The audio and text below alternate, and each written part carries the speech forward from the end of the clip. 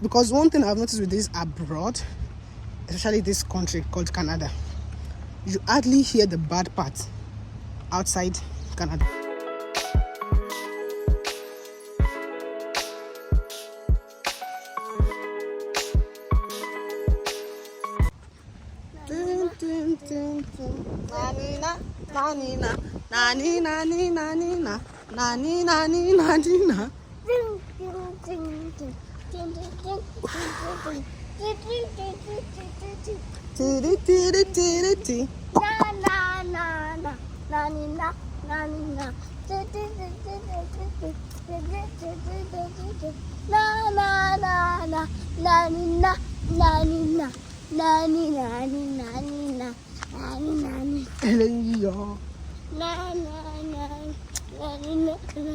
The community bus, public bus is on strike. Huh? Public transport system is on strike. They are on strike today. So, pour moi, pas travailler. I'm not working today. Je n'ai pas de travailler aujourd'hui.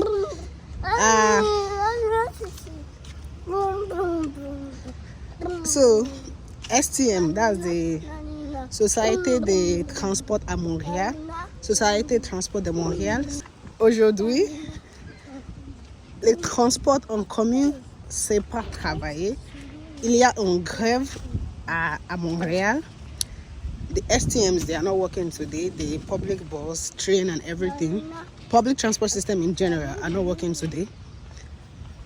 This is why you need to get a daycare that is closer to your house. Me and my boy, we're walking to the daycare, right? Yes. Yes, okay. For me, I'm not going to work. Aujourd'hui, je ne travaille pas. Ou aujourd'hui, je n'ai pas travaillé parce que il y a une grève à Montréal. The hours will not make sense for me to like take Uber to walk to and fro.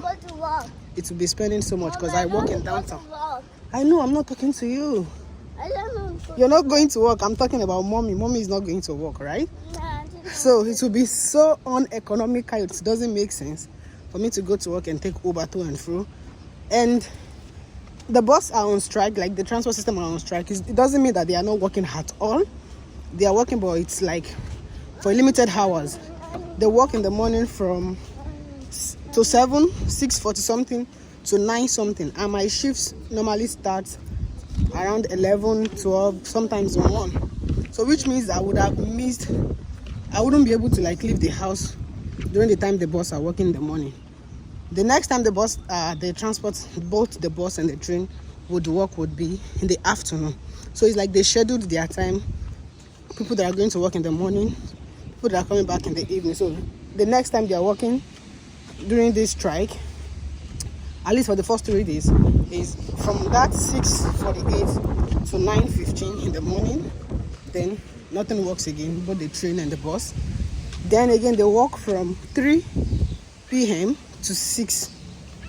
So it means it's either you're going to work early in the morning and coming back around that time. And again, they're working in the night from 11 p.m. to 1:15 a.m. So you see, there is a break. So they only work on those 3 schedules. Unlike when there is no strike, they work all through the day, through the night and everything. So I'm not working. Yeah?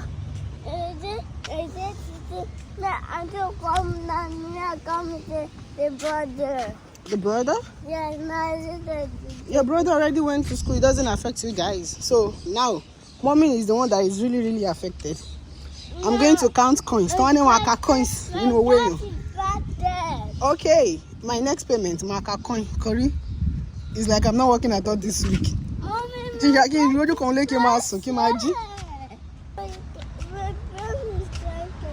Your what? Okay.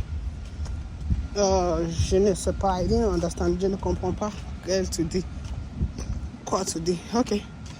So that's it. The boys' case is settled.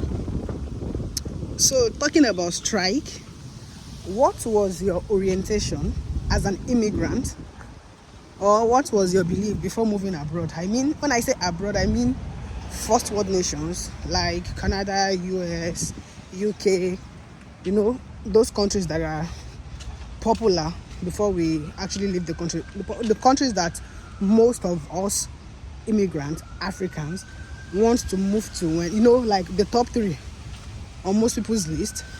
What was your belief about it before moving abroad? Because I can remember last year,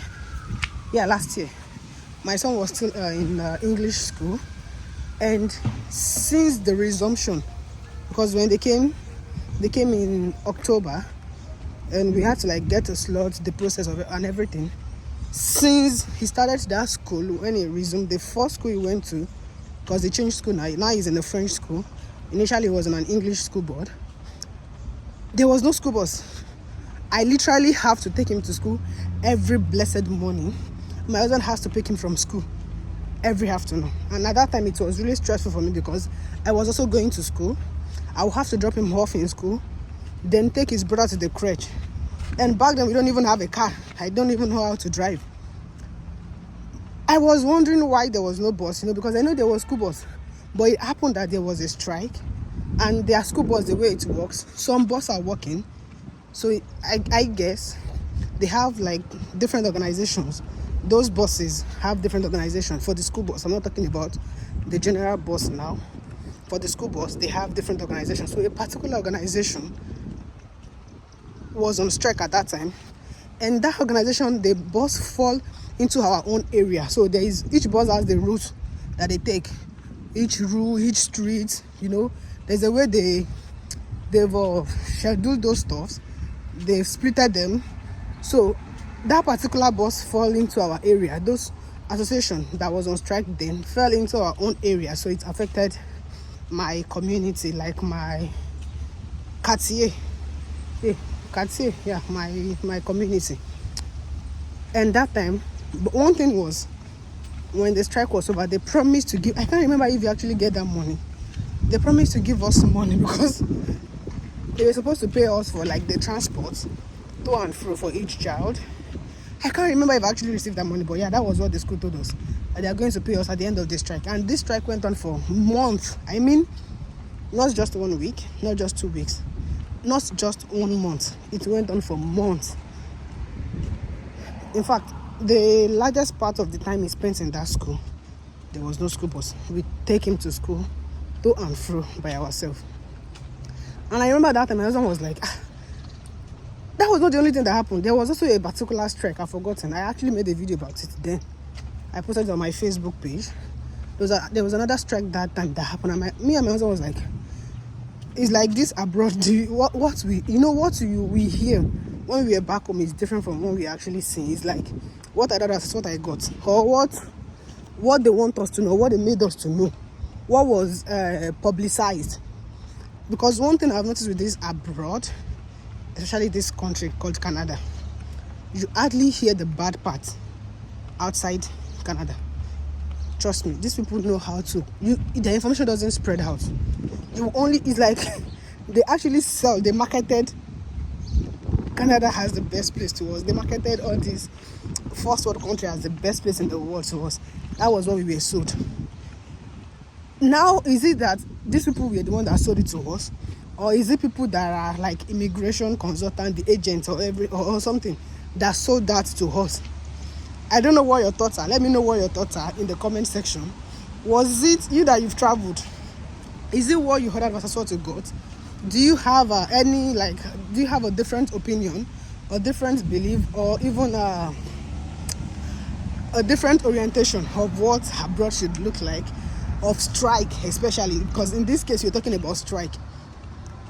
I never thought about strike abroad. Like I didn't have it at the back of my mind, maybe there will be strike or there will not be strike, because I never had the reason to think about strike abroad. But if I'm asked, I will say I think there won't be, because I can't say there would never be strike abroad. But I didn't know there would be like this much strike. Back in Nigeria, we feel like it's only this country that is always going on strike because the government are useless, because the government are not doing this. My dears, strike is everywhere. In the places you least expected. Like in sections, how would I put it? Not in section. Like in the health. Because there was a time the health workers were also on strike, like they were going about parading not to work. Like this is abroad. That shouldn't be happening, right? But it happens because this is what we usually think, that everything abroad is good, is glitters and everything. It might not be as frequent as it is in some African nations, but they strike abroad.